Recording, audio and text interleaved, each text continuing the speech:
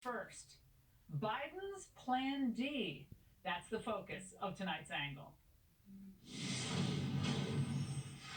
Now, recently I warned you that in the home stretch of this campaign, the Biden team would cynically use a combination of the three D's as their closing strategy: deflect, demonize, and demoralize. Well, tonight the angle will show you why understanding these tactics is critical to understanding how they'll govern if they get the chance. First, deflect. The entire country saw Mike Pence absolutely flatten Kamala Harris in their debate, but Biden's media toadies, they want you to believe that it doesn't matter. Instead, they point to...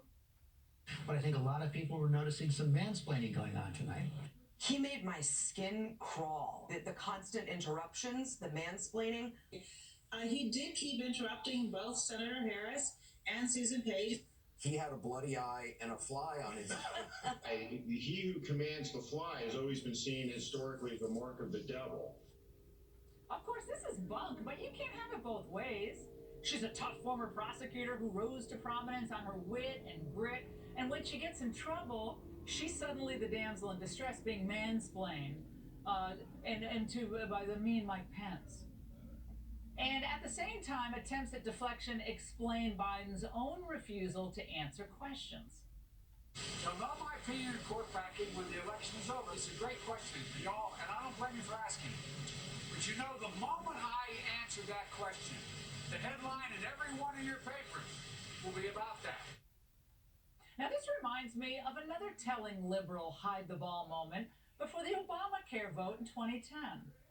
We have to pass the bill so that you can find out what is in it away from the fog of the controversy. I forgot about the fog of controversy part of that.